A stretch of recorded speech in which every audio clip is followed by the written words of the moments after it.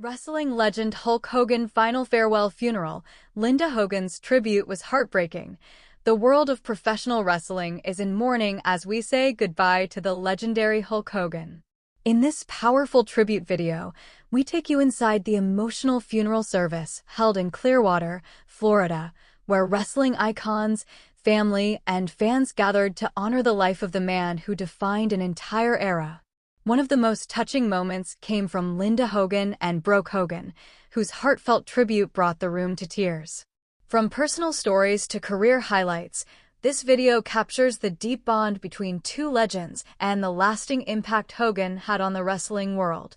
Under the bright Florida sun, Clearwater was unusually still.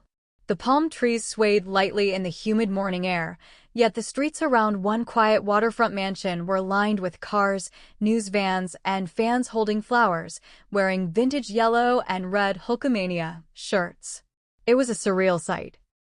A gathering of both the wrestling faithful and those who had only known him from the larger-than-life moments on TV, now united by something solemn. This was not a fan convention, not a Hall of Fame ceremony, not a comeback announcement. This was the day the wrestling world said goodbye to Terry Bollea, to Hulk Hogan, in a final farewell that no one thought they'd witness so soon. The sprawling mansion overlooking Clearwater Bay had always been Hogan's fortress. It was where he found peace away from the roar of the crowd, where his closest friends gathered for barbecues, where family came together for holidays. On this day, the gates were draped with black satin, and the gold H emblem that once symbolized triumph now stood as a silent memorial. Inside, rows of white chairs faced a simple but powerful setup, a podium, framed photos from every era of Hogan's life, and at the center, his closed casket draped with both the American flag and a bright red Hulkamania bandana. The choice was deliberate, a symbol that Terry Bollea, the man, and Hulk Hogan, the icon, were inseparable in life and would remain inseparable in death. The guest list read like a who's who of wrestling history. Legends walked side by side with modern stars, all stripped of the bravado they displayed in the ring. Ric Flair sat in the front row, his usually flamboyant demeanor subdued, his eyes fixed on the floor. Triple H arrived quietly, shaking hands with family members before taking his seat next to Shawn Michaels. Across the aisle, current WWE champions mingled with older names like Macho Man Randy Savage's family and the children of Andre the Giant, all here to pay their respects. Away from the spotlight, some of Hogan's oldest gym buddies from Tampa, men who had been with him before the fame, were scattered among the crowd, their grief just as raw. The murmurs died down when the first tribute video began playing on a large screen. It wasn't just a highlight reel. It was a life in motion. Grainy clips from the early days showed Hogan wrestling in tiny venues, sweating under harsh lights, his physique already commanding attention. Then came the glory years, slamming Andre at WrestleMania 3, posing for the crowd as Real American blared through arenas, holding the WWE Championship high above his head as fans screamed themselves hoarse. Interspersed between these moments were home videos, Hogan in the kitchen making breakfast for his kids, joking with neighbors, strumming a guitar on his back porch. The room was silent except for the soft sniffles of those who could no longer hold back tears. When the video ended, the first speaker approached the podium, Linda Hogan. Her steps were slow, deliberate, and the moment she placed her hand on the casket, a collective hush fell over the room. Linda had been through decades with Hogan, the meteoric rise, the scandals, the separation, the attempts at reconciliation. Yet in this moment, she wasn't the ex-wife. She wasn't the tabloid headline. She was the woman who had known Terry longer than most, who had seen him not as the superhero on TV, but as the man who came home sore after matches, who kissed his kids goodnight, who sometimes doubted himself even when the world saw him as invincible. She began softly, her voice trembling at first. We all knew Hulk Hogan, the larger-than-life hero, the man who made us believe in saying our prayers and taking our vitamins. But I want to talk about Terry, the man behind the hero. Her words carried through the room with a mix of love, loss, and respect. She spoke of their early days in Tampa, when they were just two dreamers trying to make ends meet. She recalled nights when Hogan would come home after matches, covered in sweat and bruises, collapsing into bed without saying a word, but still waking up the next day ready to do it all over again because he felt he owed it to the fans. Terry wasn't just wrestling for himself, she said, her voice catching. He was wrestling for every kid in the crowd who needed a hero. Linda's tribute shifted from their private life to his legacy. She talked about his kindness, the way he would stop to talk to every fan, no matter how tired he was, or how often he'd quietly pay for someone's groceries without telling them who he was. She mentioned the countless charity events he attended without cameras, especially those for sick children. He believed in giving back, she said. He believed that the strength people saw in him was something they could find in themselves. She paused then, placing her palm flat on the casket. "You were my best friend, Terry. And even though life took us on different paths, I loved you then, I love you now, and I will love you forever." By the time Linda stepped down, wiping her eyes, there were few in the room who hadn't been moved.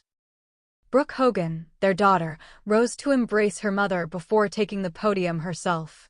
Brooke's tribute was both tender and gut-wrenching, painted from the perspective of a daughter who had grown up in the shadow of a legend. She smiled through tears as she recounted being backstage at WWE events, hiding behind crates while her father made his entrance, the arena shaking with chants of "Hogan, Hogan." She laughed at memories of him embarrassing her in front of boyfriends by flexing his biceps and saying, "You mess with her, you mess with me, brother." But then her tone shifted, her voice thickening as she spoke about the last time they talked. "He told me, Brooke, I've been in arenas with 80,000 people cheering for me, but my proudest moments were when you and Nick smiled at me from the front row." She broke down then, gripping the podium for support. "You were my superhero, Dad. And you always will be." As Brooke returned to her seat, the air in the room felt heavier, thick with shared grief. The next few tributes came from fellow wrestlers. Ric Flair's voice cracked as he spoke about their decades-long friendship, their battles in the ring, and the way Hogan always had his back outside of it. Triple H called him a pillar of the business and said that without Hogan, there would be no WWE as we know it today. John Cena, representing a newer generation, shared how Hogan had once pulled him aside early in his career and told him, "Never forget, it's about the fans first. Without them, we're just men in tights." Perhaps one of the most unexpected moments came when Vince McMahon himself approached the podium. The two had shared a complicated relationship, partners, rivals, friends, enemies, and back again. Vince's voice was steadier than expected, but the emotion was there in his eyes.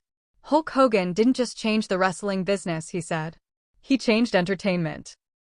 He made wrestling mainstream. He brought it into living rooms across America. And he did it with charisma, with determination, and with heart. There will never be another like him." Between each speech, the screen displayed more clips of Hogan's career and personal life. One showed him at a children's hospital, holding a young boy's hand as they both wore matching bandanas. Another showed him on a fishing trip with lifelong friends, laughing so hard he nearly fell into the water. The crowd alternated between tears and smiles, as though they were watching the story of a man who somehow managed to be both immortal and human. As the service moved toward its close, the minister invited anyone who wished to come forward for a final farewell. Slowly, the line formed. Wrestlers, friends, and family members approached the casket, laying flowers, touching the flag, or resting their hand briefly on the wood. Linda came forward once more, placing a single white rose on top and whispering something no one else could hear. Brooke kissed the casket softly before returning to her seat, her brother Nick standing silently beside her. Outside, as the crowd began to disperse, fans gathered at the gates holding handmade signs. "Thank you, Hulk, forever a real American," and simply, "Brother." Some sang "Real Americans" softly, their voices blending into the warm Florida breeze. Others stood quietly, lost in their own memories of the man who had been a fixture in their childhoods. Inside the mansion, the inner circle remained. They moved to the back patio overlooking the bay, where Hogan had often held court with friends, telling stories until the sun went down. Glasses were raised, stories were shared, some funny, some heartbreaking. It wasn't the public tribute anymore. It was family, saying goodbye to a man they had loved in ways the world could never fully understand. The waves lapped gently against the seawall, and for a brief moment, it felt like Hogan himself was still there, larger than life, ready to tell one more story. The day had been long, filled with tears, laughter, and reflection. Yet, even as the sun began to dip below the horizon, there was an unspoken understanding among those who remained. Hulk Hogan may be gone, but his spirit, the spirit of a man who inspired millions, who fought for what he believed in, who gave the world a hero to believe in, would never truly leave Clearwater. It would live on in every chant of Hogan. Hogan, in every replay of his greatest matches, and in the hearts of those who had been lucky enough to know him beyond the ring. And, perhaps most of all, it would live on in the simple, unwavering love of a family that had weathered every storm together, right up until the very end. As the official funeral service concluded and the last of the media crews were ushered off the property, the Clearwater mansion took on a different kind of stillness. The public formality faded, replaced by the quieter hum of private grief. Those who had been closest to Hulk Hogan, those who had shared not just the arenas and autograph lines, but the kitchens, the road trips, the sleepless hotel nights, moved toward the back of the house, where a wide set of French doors opened onto a sunlit patio overlooking the bay. It was here, more than anywhere, that Hogan had loved to entertain. On summer evenings, the scent of grilled steaks would mingle with the salt air, and his booming laugh would roll across the water like a tidal wave. Today, the grill was cold, the laughter absent, and yet his presence clung to the place like the humid Florida air. Linda Hogan settled into one of the wicker chairs nearest the water. She had changed out of the black dress she wore for the service and into something more casual, but her eyes were still rimmed red. She cradled a glass of sweet tea, Hogan's favorite drink when he wanted something without the burn of whiskey, and stared out toward the horizon. Friends gave her space, knowing there were words she might not be ready to share yet. Brooke sat beside her, their chairs angled toward one another, speaking softly. Every so often, Brooke would reach over to squeeze her mother's hand, the two of them connected by a grief that, while shared with millions, was also uniquely their own. One by one, the wrestlers who had stayed began to gravitate toward the patio. Ric Flair was among the first, still in his suit but with the tie loosened, his signature bravado muted. He approached Linda and bent down to kiss her on the cheek. "He loved you," Rick said quietly, his voice gravelly from decades in the business and from the tears he'd tried to hold back all day. "No matter what the world thought, no matter the headlines, you were his person." Linda's eyes welled again, but she managed a faint smile. "And you were his brother," she replied. Further back, Triple H leaned against the railing with Shawn Michaels and The Undertaker, all three men sipping from tumblers as they traded memories. "Do you remember that night in Detroit?" Triple H asked, when he tore his shirt clean in half backstage just to prove he still could. Michaels laughed, shaking his head. "Yeah, and then he pulled a muscle doing it and wrestled 20 minutes anyway." Even The Undertaker, stoic as ever, allowed himself a smile. "That was him," he said. "All show on the outside, all heart underneath." Vince McMahon was there too, though his demeanor was more reserved than anyone could recall seeing in public. He stood slightly apart, near the edge of the dock, looking down at the water. It was Brooke who approached him first, walking slowly across the patio until she was beside him. "Thank you for coming," she said simply. Vince turned to her, his eyes softer than she expected. "I had to," he said. "He built this place. He built all of it. And he did it by making people believe." There was a pause before Vince added, almost to himself, "I don't think I ever told him enough." Inside, the kitchen had been transformed into a buffet line of comfort food, platters of fried chicken, mac and cheese, and Cuban sandwiches, all dishes Hogan loved. Some of the older wrestlers lingered here, telling road stories between bites. Jimmy Hart, the mouth of the South, leaned over a plate to tell a small group about the time he and Hogan drove 12 hours straight from a charity event in New York to make a last-minute appearance at a children's hospital in Tampa. "We didn't even have to do it," Hart said, his voice animated despite the occasion. "No cameras, no press. He just looked at me and said, 'Let's go make some kids smile, brother.'" That was Terry. Back outside, the sky was beginning to shift toward evening. The golden hour light spilled across the bay, turning the water into a sheet of molten gold. A light breeze picked up, carrying with it the smell of salt and hibiscus. It was then that Linda finally rose from her chair. She walked slowly to the edge of the dock, her sandals whispering against the weathered wood. When she reached the end, she turned back to face the gathering. Conversations quieted, eyes shifting toward her. She took a deep breath. "I know today has been a lot," she began, her voice steady but tinged with exhaustion. "And I know we've all shared our memories already, but there's something I didn't say inside. Something I think Terry would want me to say here, with the water behind me and the people he loved in front of me." She looked out across the faces, wrestlers, friends, family. And then down at her daughter, who nodded encouragingly. "When you live your life as big as Terry did, people think they know all of you. They see the man on TV, they hear the catchphrases, they watch the body slams, and they think that's him. But there was another side, a softer side, that he didn't show the cameras.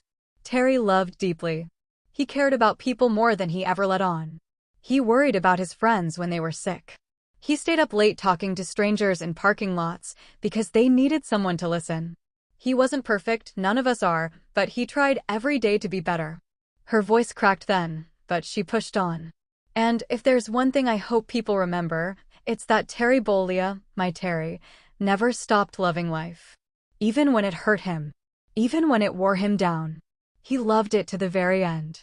A ripple of emotion passed through the crowd. Ric Flair removed his sunglasses and wiped at his eyes. Triple H reached over to squeeze Shawn Michaels' shoulder. Brooke stood now too, moving to stand beside her mother, their silhouettes framed by the sinking sun. Someone from inside the house appeared then, carrying a small wooden box.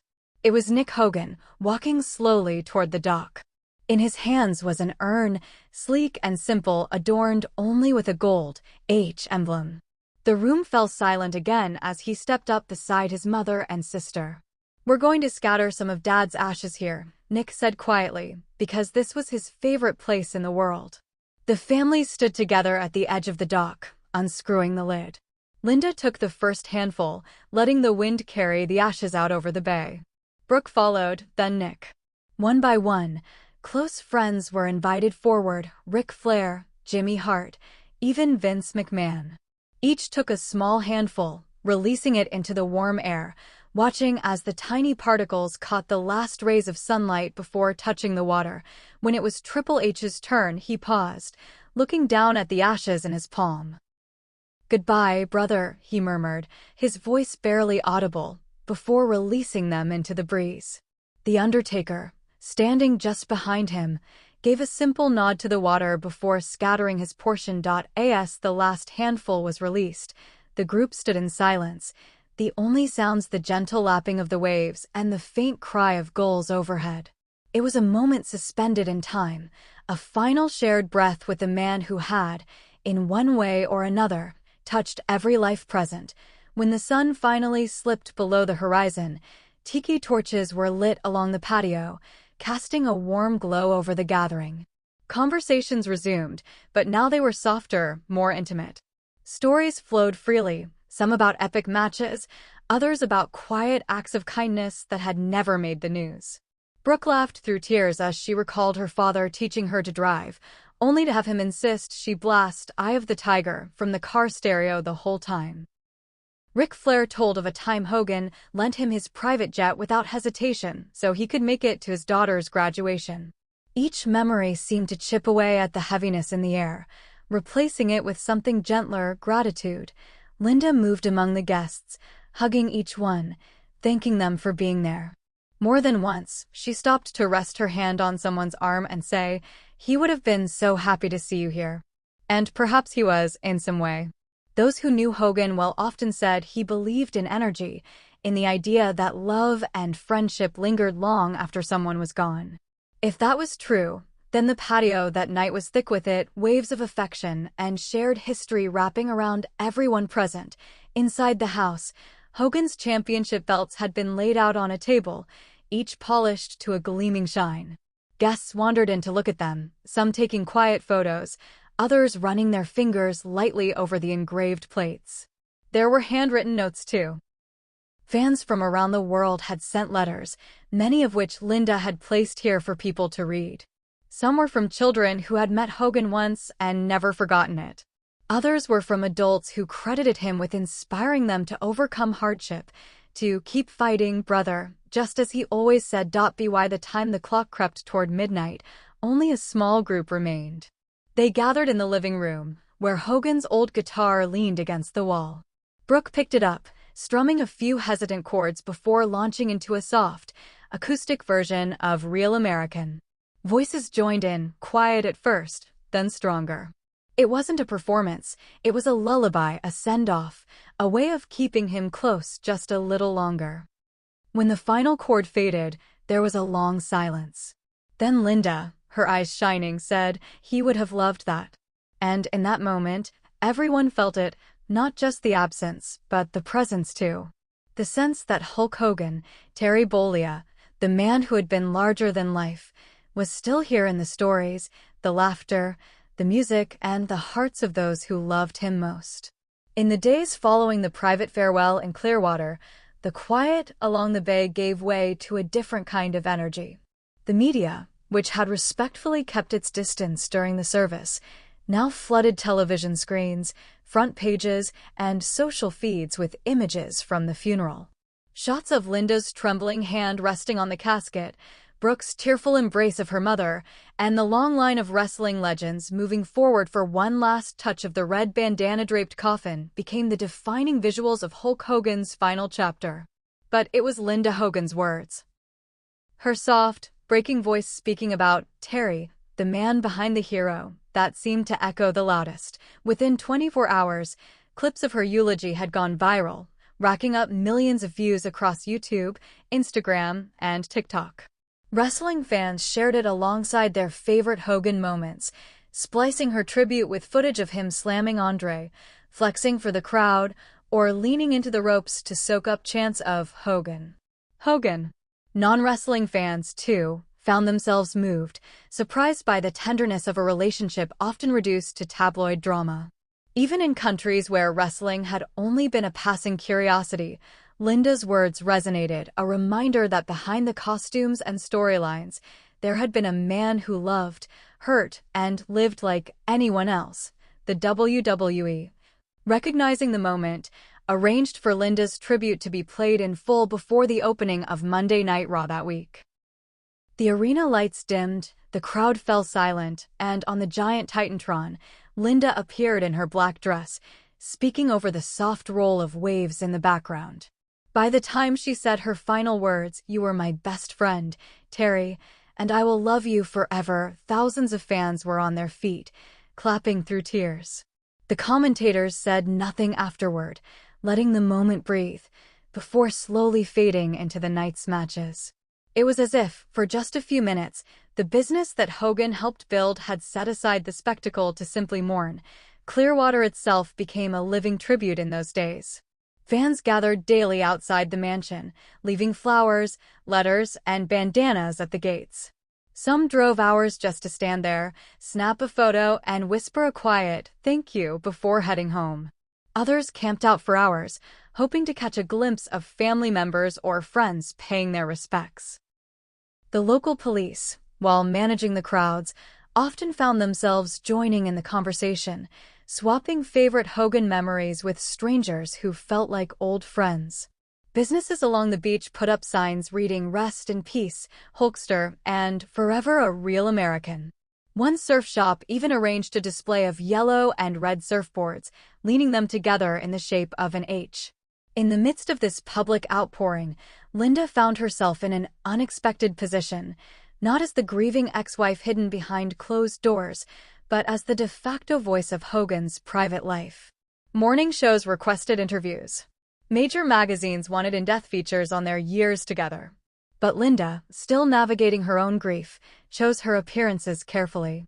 On one particularly moving sit-down with a national news network, she spoke not about their divorce or the tabloid years, but about the young man she met long before the world knew his name. "He was just Terry back then," she said, her eyes glistening. "Big dreams, bigger smile. I watched him become Hulk Hogan, but I also watched him hold our babies, fix broken faucets, and burn breakfast trying to make us pancakes. I want people to remember both." Brooke Hogan, too, stepped forward into the public eye. Her Instagram became a blend of family photos, rare behind-the-scenes snapshots, and short videos of her father offering life advice, clips that fans had never seen before. One, in particular, showed Hogan in a kitchen, wearing reading glasses and stirring spaghetti sauce while talking about never letting anyone tell you that you can't. It was viewed over 20 million times in 3 days, and the comments section became a rolling memorial of personal stories from fans he had inspired. Back in the wrestling world, tributes poured in from every corner. AW, New Japan Pro Wrestling, Impact Wrestling, promotions that had once been competitors, all issued statements and aired video packages in his honor. Legends like Stone Cold Steve Austin and The Rock posted lengthy tributes online, sharing not just stories of Hogan's influence on their careers, but also of his generosity backstage. "When I was the new guy," The Rock wrote, "Hogan pulled me aside and said, 'Kid, the crowd doesn't remember every move you do, but they'll remember how you made them feel.' That stuck with me forever." Yet, for all the public mourning, the Hogan family kept returning to the patio in Clearwater. Every evening, as the sun dropped low over the water, Linda, Brooke, and Nick would sit there, sometimes joined by a few close friends, sometimes in silence, sometimes sharing more stories. One night, Ric Flair returned, dressed casually in a Hawaiian shirt Hogan had given him years earlier. He sank into a chair, sighed, and began telling a story about a night in the 80s when the two of them had wrestled in front of a sold-out crowd, then driven hours just to play cards with truckers in a roadside diner. "We laughed so hard that night," Rick said, shaking his head. "Terry won $20 off me and wouldn't let me forget it for months." The Undertaker visited quietly one evening as well, arriving after most people had gone. He and Linda stood together at the end of the dock for a long while without speaking. When he finally did, his deep, measured voice carried over the water. "There was no one like him," he said. "And there never will be." He handed Linda a small box.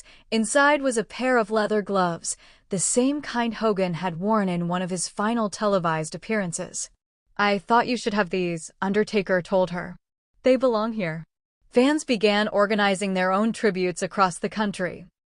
In New York, hundreds gathered in Times Square, many wearing yellow bandanas to chant Hogan, Hogan, as footage of his matches played on the giant screens.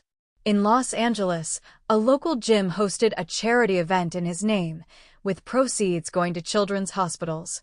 And in Tampa, the city council announced plans to rename a stretch of road near Hogan's first gym Hulk Hogan Way in his honor. Linda's tribute continued to ripple outward.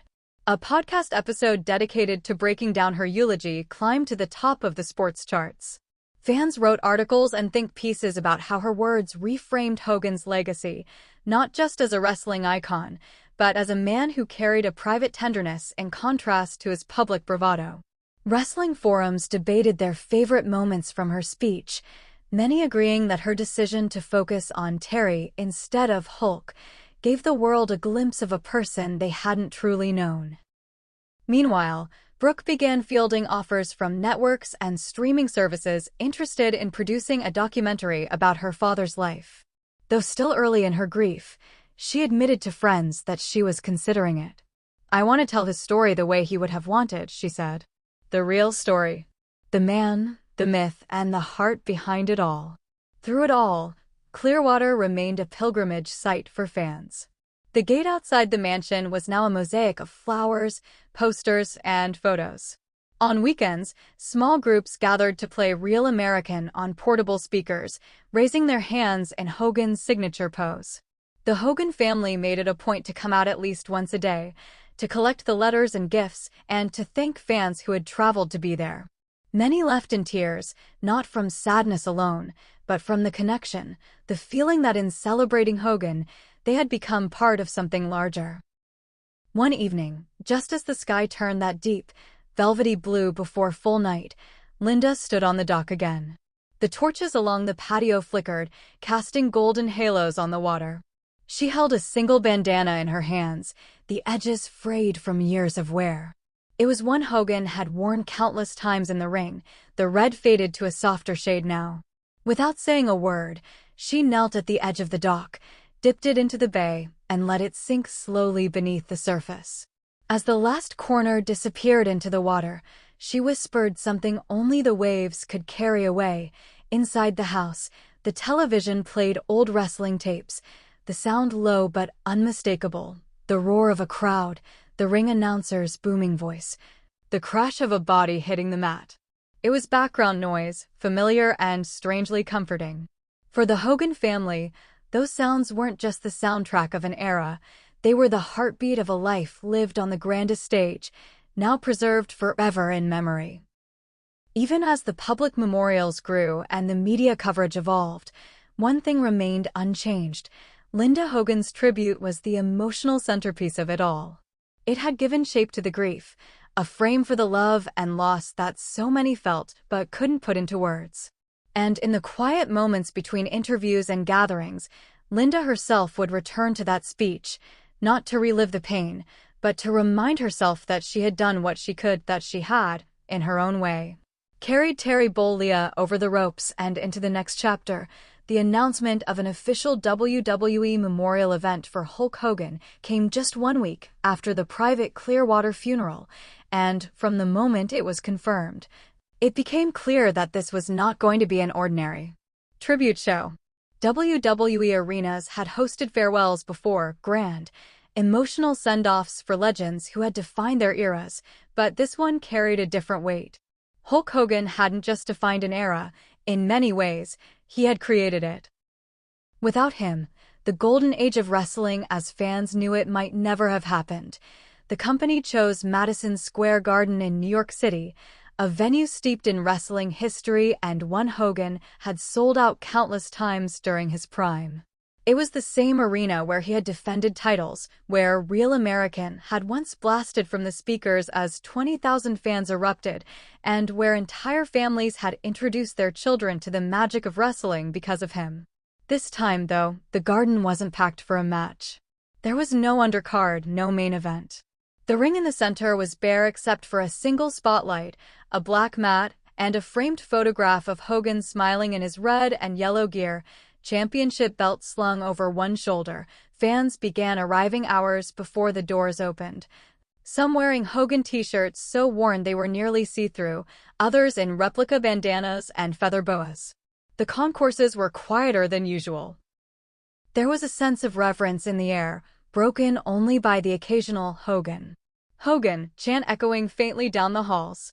On the big screens above the seats, a loop of career highlights played, the slam heard around the world at WrestleMania 3, the triumphant poses, the moments when the crowd's roar seemed to shake the very foundations of the arena. When the broadcast went live, WWE kept the camera lingering on that spotlighted ring for a long, unbroken moment. No pyro, no theme music. Just silence. Then, slowly, the arena lights dimmed even further, and Real American began to play. This time, there was no entrance, only the song itself, echoing through the Garden as the fans rose to their feet, many with tears in their eyes, singing along to every word. The first to speak was Vince McMahon, making a rare public appearance. He stepped into the ring dressed in a simple black suit, looking older than fans remembered, but standing tall. His voice carried the mix of authority and vulnerability of a man who had shared decades of history with the one they had all come to honor. Tonight, he began, "We are not here to talk about business or ratings or championships. We're here to talk about a man who made millions believe in the power of larger-than-life heroes." Hulk Hogan didn't just change wrestling. He changed lives. And tonight, we say goodbye, not to the legend, but to the friend. Vince spoke for several minutes, recounting stories of the early days, of long nights on the road, of negotiations and creative clashes that somehow always ended with Hogan grinning and saying, "Don't worry, brother, we'll make it work." He spoke of Hogan's instinct for connecting with people, how he could walk into any arena in the world and make every single person feel like the show was just for them. By the time he left the ring, the crowd had given him a standing ovation. Not for Vince, but for the man his words had brought to life again. One by one, wrestlers past and present took the microphone. John Cena recalled being a rookie and finding Hogan waiting for him in the locker room with a handshake and a simple piece of advice.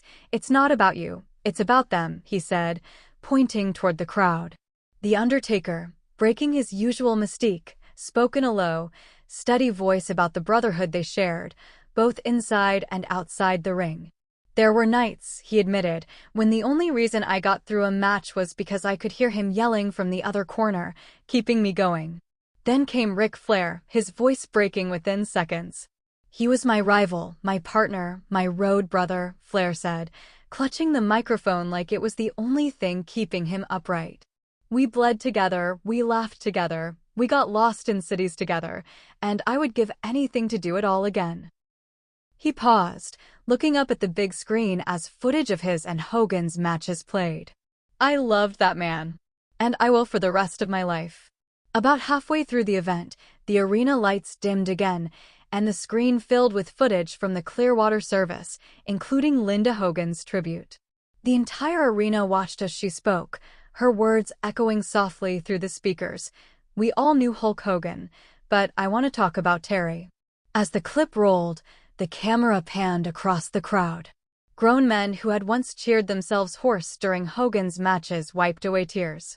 Younger fans who had only known him through archives leaned forward as if hearing a secret. When the video ended, the lights came up just enough to reveal Linda herself, standing on the ramp. The roar that greeted her was unlike anything she could have expected, not the deafening, chant-heavy ovations of a match night, but a deep, heartfelt wave of applause. She walked slowly to the ring, taking the steps carefully, and when she reached the center, she looked around the arena, visibly overwhelmed. "I wasn't sure I could do this," she began, her voice trembling slightly. "But when I heard from so many of you, fans, wrestlers, people who loved Terry without ever meeting him, I knew I had to come here and thank you." She talked about how much the outpouring of love had meant to the family, how she had shown Brooke and Nick the letters, the murals, the sidewalk chalk tributes. She smiled as she admitted she had even seen a fan's tattoo of Hogan's face that looked more like Danny DeVito, but with the same big heart. Then, in a moment that brought the crowd to its feet, Linda removed a folded piece of red fabric from her pocket, one of Hogan's bandanas from his last WrestleMania appearance. "This," she said, holding it up, "was the one he wore when he told me, 'I'm not done yet.' And I think in a way, he's still not done. Because every time you chant his name, every time you believe in yourself the way he told you to, he's still here." She placed the bandana gently on the turnbuckle before stepping out of the ring, the crowd chanting, "Thank you, Linda," as she made her way back up the ramp. The final segment of the night belonged not to any one person, but to the entire WWE roster. One by one, wrestlers from every brand, Raw, SmackDown, NXT, filled the stage and surrounded the ring. The big screen played a career-spanning montage set to Real American, from his earliest days in small venues to his biggest WrestleMania moments. The final shot froze on Hogan's smiling face, arm raised high, before the image faded to black and the words appeared, "Thank you, Hulk." 1953 to 2025. The crowd didn't move for a long moment. Then, slowly, they began chanting, "Hogan. Hogan. Hogan." It was loud, it was raw, and it was cathartic. A last, defiant cheer for a man who had spent his life giving them something to believe in. Outside the garden, fans lingered long after the show had ended, taking photos by the marquee and swapping stories with strangers. Many wore the yellow and red not just as a costume, but as a badge, a signal that they were part of something bigger, something that had begun with one man stepping into a ring and deciding to be larger than life for the Hogan family. The WWE Memorial cemented what they had already felt in Clearwater, that Terry Bollea's legacy wasn't confined to titles or matches. It lived in the millions of lives he had touched, in the friendships forged because of him, in the moments parents and children had shared because they believed in Hulkamania. And for Linda, it was proof that her tribute had done more than honor him. It had helped the world see him clearly, not just as a legend, but as the man she had loved. Even months later, whenever Real American played in an arena or a fan posted an old clip online, the same feeling returned, a mix of joy, nostalgia, and that bittersweet ache of knowing there would never be another quite like him. But in the echoes of those chants, in the red and yellow in the crowd, Hulk Hogan was still there. And maybe, in some way, he always would be. Even after the lights in Madison Square Garden dimmed and the seats emptied, the echoes of that night lingered like a permanent imprint on the city.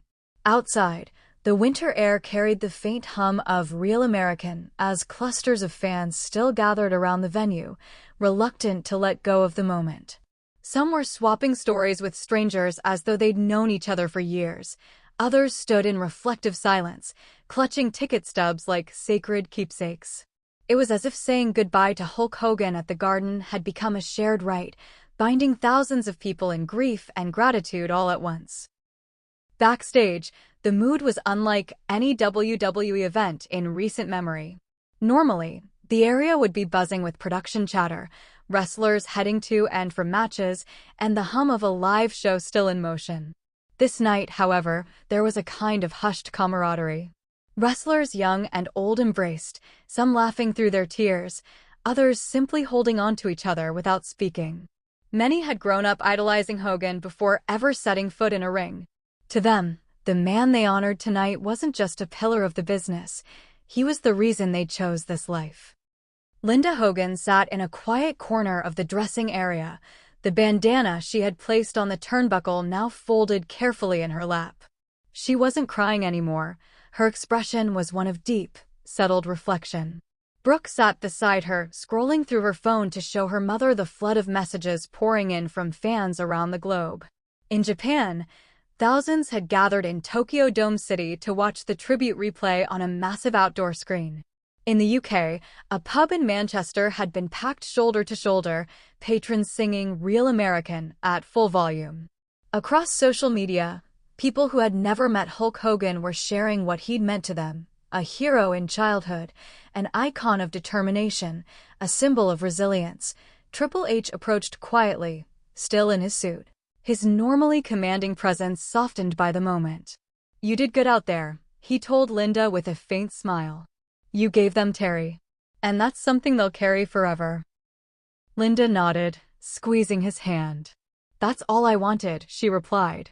"For them to see him the way we did." As the crew began dismantling the setup in the arena, a few WWE veterans stayed behind to take one last walk around the empty ring. Ric Flair ran his hand along the ropes, his eyes distant. The Undertaker stood in the center, looking up at the rafters as though half expecting to see Hogan flexing one more time. "Feels like he's still here," Flair murmured. "He is," Undertaker answered simply, his voice low and certain. The following morning, the coverage of the memorial dominated sports media worldwide. Major networks replayed highlights from the event, while wrestling news outlets dissected every detail, from the way the crowd sang along to Real American, to the trembling in Vince McMahon's voice, to Linda's decision to bring the bandana into the ring. Editorials praised WWE for allowing the night to be pure tribute, stripped of storylines or theatrics. For once, one columnist wrote, the only angle was love. In Clearwater, the Hogan Mansion became an even greater focal point for fans. Each day, the memorial outside the gates grew. Flowers, action figures, handwritten letters, and even championship replicas lined the sidewalk. Tourists came not just from around Florida, but from other states, treating it like a pilgrimage site. Linda, Brooke, and Nick continued to greet them when they could, listening to stories from fans who had traveled hours just to stand there for a moment. Some brought children dressed in little yellow tank tops, eager to pass down Hulkamania to the next generation. Among the visitors was an elderly man named Paul, who had driven from Georgia in an RV covered in wrestling decals. He told Linda he had been at Hogan's very first match in 1977. He wasn't Hulk Hogan yet, Paul said, chuckling, but he already had that spark. I remember thinking, that kid's gonna change everything. And he did. Linda hugged him, and for a moment, the widow of the legend and the man who had witnessed his birth into wrestling stood connected by a single truth, that Hogan's magic had been evident from the start. Back in Stamford, WWE executives began planning a permanent tribute within their headquarters. A dedicated wing in the company's archive building would be transformed into the Hulk Hogan Legacy exhibit, featuring his ring gear, iconic promos, championship belts, and a wall of fan letters. Triple H called Linda personally to tell her. "We want it to be more than memorabilia," he said. "We want it to tell his story. The real one." At the same time, Brooke Hogan moved forward with plans for a documentary. This would not be a glossy, corporate-produced highlight reel, but an intimate, multi-part exploration of her father's life, the triumphs, the struggles, and the man behind the mustache. She insisted Linda be part of it from the beginning. "Your tribute is the heart of this," Brooke told her. "Without it, they'll never truly understand him." The family also partnered with WWE to launch the Hogan Strong Foundation, a charity dedicated to supporting children's hospitals, youth sports programs, and cancer research, causes that had been close to Hogan's heart. Donations poured in immediately, many accompanied by notes from fans who wrote that they were giving because Hulk taught me to never give up. Months later, the foundation organized its first major fundraiser, a Hogan's Beach Bash in Clearwater. The event drew thousands, with live music, wrestling exhibitions, and a massive screen playing Hogan's greatest matches. As the sun set over the bay, Linda took the stage with Brooke and Nick, thanking the crowd for keeping Hulkamania alive. "Terry always said that the fans made Hulk Hogan," she told them. "Looking out at all of you, I know he was right." In that moment, the roar of the crowd didn't feel like an ending. It felt like a continuation, a living, breathing wave of energy that would carry the memory of Hulk Hogan forward for generations. From the arenas he sold out to the backyard TVs where kids once mimicked his poses, from the quiet dock in Clearwater to the flashing lights of Madison Square Garden, his presence was still felt. And as long as someone somewhere threw up the classic Hogan pose and shouted, "Whatcha gonna do, brother?" his story would never truly be over, because heroes may leave the ring, but legends? Legends live forever. In the weeks that followed the Madison Square Garden Memorial, it was as if the spirit of Hulk Hogan had found a way to ripple through every corner of the wrestling world, binding generations together in a shared remembrance. It didn't matter if you had watched him body slam Andre in 1987 or discovered him years later through grainy YouTube clips. The loss was felt in living rooms, sports bars, gym locker rooms, and even in the quiet solitude of hospital wards where fans wore Hulkamania shirts like armor. Clearwater remained the beating heart of the morning. The gates to Hogan's mansion became a living mural, layered with sun-faded flowers replaced by fresh ones daily, bandanas fluttering in the warm Gulf breeze, and children's hand-drawn pictures taped to the iron bars. One sketch, from an 8-year-old boy in Orlando, showed Hogan in the ring holding hands with a stick-figure child, the words, "You made me strong," written in bright crayon across the top. Linda saw it one afternoon, pressed between two bouquets, and took it inside, placing it on the mantel beside a photo of Hogan in his prime, all muscle, charisma, and that unstoppable grin. Inside the mansion, the family's grief took on a quieter rhythm. The cameras and microphones were gone, replaced by the everyday sounds Hogan had once filled the house with himself. The low hum of the AC, the faint creak of the dock as the tide shifted, the rustle of palm leaves outside the kitchen windows.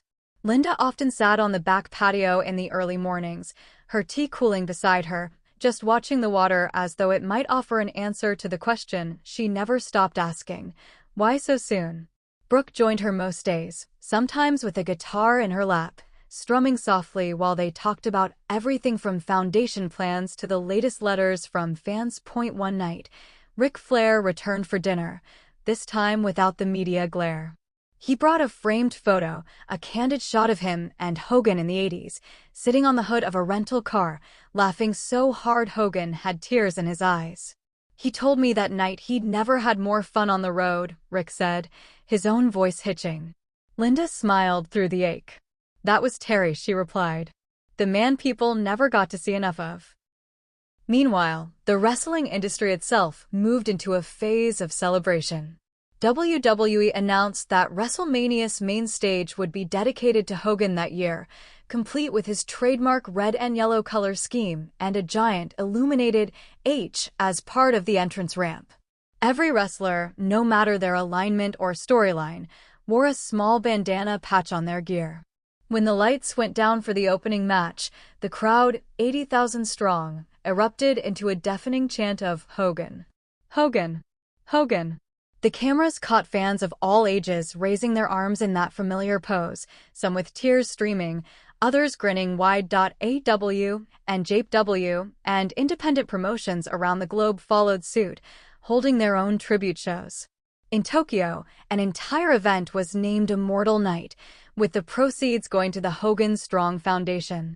In London, a packed arena sang Real American unprompted during intermission, their voices echoing like a promise to keep his memory alive.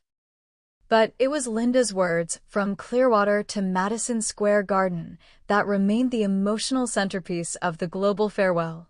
They had reframed the public's understanding of Hulk Hogan, allowing fans to meet Terry Bollea, the man who woke up sore and still played with his kids, the man who gave quietly and often, the man who wrestled not just for glory, but because he believed he could make people believe in themselves.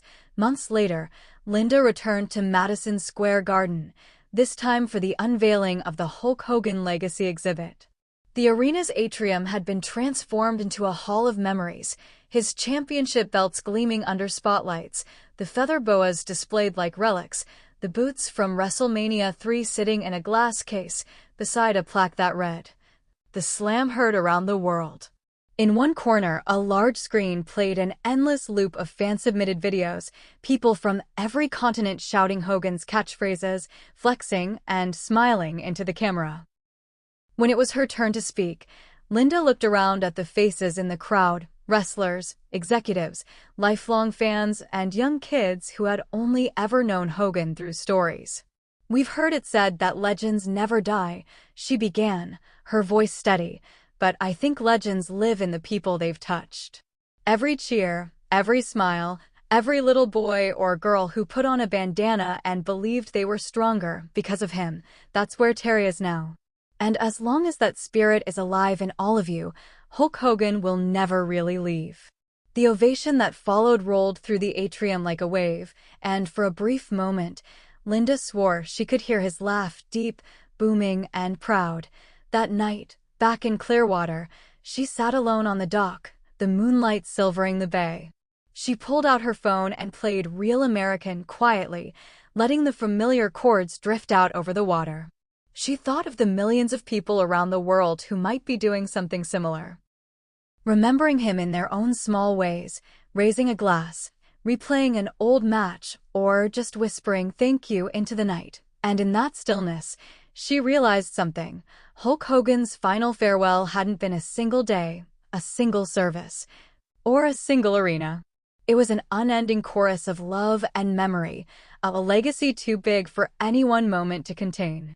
It lived in every chant, every story, every piece of red and yellow worn proudly. It lived on the dock in Clearwater, in the roar of Madison Square Garden, in the streets of Tokyo and London, in the hearts of those who had once been children watching him on TV and were now grown, passing those memories to their own kids, because Terry Bollea, Hulk Hogan, had done more than play the hero.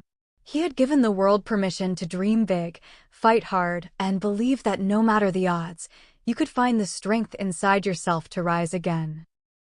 And as long as that belief existed anywhere, so would he. Even as the months stretched on, the aftershocks of Hulk Hogan's passing could still be felt like a rolling tide that refused to recede.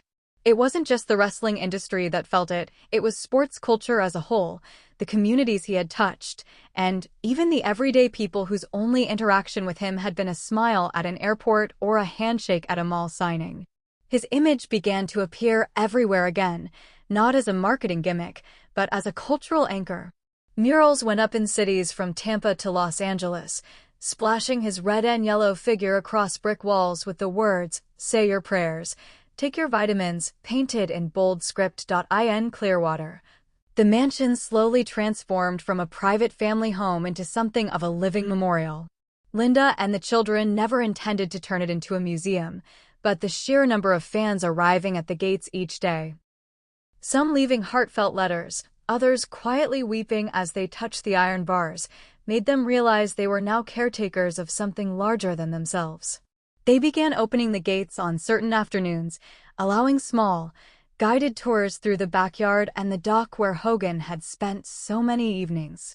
Visitors could see his fishing chair still in its place, the tiki torches he loved to light at sunset, and a glass case in the home office displaying a championship belt alongside a simple note in his handwriting, "For the fans always." These visits became emotional pilgrimages. One middle-aged man from Kentucky came with his teenage son and quietly told Linda that watching Hogan's matches had been the one constant joy during his deployment overseas. A woman from Brazil brought a small bandana her brother had worn every day during chemotherapy, explaining through tears that Hulk Hogan's fighting spirit had helped him push through his hardest days. Linda would listen to each story, sometimes hugging the person, sometimes simply nodding with a knowing smile. She understood that Hogan's reach had extended far beyond the ring. He had become a thread in the fabric of people's lives. The wrestling world kept finding ways to honor him. Every major promotion held at least one annual tribute show, and wrestlers young and old incorporated subtle nods to his legacy into their gear and performances, a pose here, a cupped ear to the crowd there. Even the most hardened heels would break character for a moment during these tributes, acknowledging that the man they were saluting had shaped the very ring beneath their feet. WrestleMania that year became something of a global memorial. The main stage, designed with Hogan's signature colors, featured massive LED banners running footage of his career during every break. The main event opened with the lights dropping to black, the crowd holding up their phones like candles, before the arena speakers blasted "Real American." The roar was deafening, not because Hogan was about to step out, but because every soul in that stadium knew they were part of something bigger, a collective goodbye, an affirmation that Hulkamania had never truly died. Linda sat in the front row that night with Brooke and Nick beside her.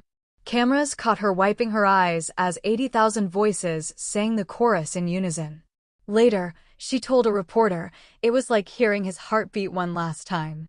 Outside of wrestling, the Hogan Strong Foundation grew rapidly. Partnering with children's hospitals, it began funding fitness programs for sick kids, covering the cost of sports gear for underprivileged youth, and sponsoring cancer research in Hogan's name. The foundation's largest annual fundraiser became the Immortal Gala, where legends from every sport and entertainment sector gathered in Clearwater to celebrate Hogan's life and raise money for his causes. That first year, the gala raised over $10 million, and Linda ended her speech by lifting a glass and saying, "We're still running wild, brother." In Hollywood, a major streaming platform greenlit Brooke's documentary, which she titled Beyond the Bandana, The Terry Bollea Story. The film blended archival footage with never-before-seen home videos, candid interviews, and personal reflections from family, friends, and fellow wrestlers. Linda's eulogy became the emotional spine of the documentary, her voice layered over images of Hogan playing with his kids, greeting fans, and laughing uncontrollably backstage. When the documentary premiered, it was met with critical acclaim, not because it was flashy, but because it was honest. Viewers saw the man behind the mustache, the triumphs and the mistakes, the hero and the human. As the years passed, the Hogan legacy matured into something enduring. His name was spoken not just in wrestling schools, but in business seminars, sports psychology lectures, and motivational speeches. Coaches told their teams about the way he connected with fans, leaders cited his discipline and charisma, and teachers used his career as an example of turning passion into a lifelong purpose. But for Linda, Brooke, and Nick, the most precious part of that legacy lived in the small, private moments. Brooke would still strum her guitar on the dock some evenings, the same way she had when her father sat beside her, nodding along to the rhythm. Nick kept one of Hogan's old wristbands in his car, saying it reminded him to keep going on hard days. And Linda, every so often, would pour 2 cups of sweet tea at sunset, sat one across from her on the patio table, and talked to the empty chair like he was still there, telling him about the day, the kids, the foundation. The fans who still stopped her in grocery store aisles to say he had changed their lives. One such evening, as the sun melted into the horizon and the bay reflected a deep gold, Linda whispered into the warm air, "You'd love all of this, Terry. You'd love how they still chant your name." She paused, smiling faintly to herself. "And you'd probably still be trying to slam Andre every time someone asked." The sound of the waves lapping at the dock was the only reply. But somehow, it was enough, because in every cheer that rose in an arena, in every kid who flexed their arms in a mirror, in every person who found strength when they thought they had none, the heartbeat of Hulk Hogan still pulsed. And it always would. Decades later, the name Hulk Hogan still rolled off tongues with the same ease it had in the 1980s, but now it carried the soft patina of legend. Entire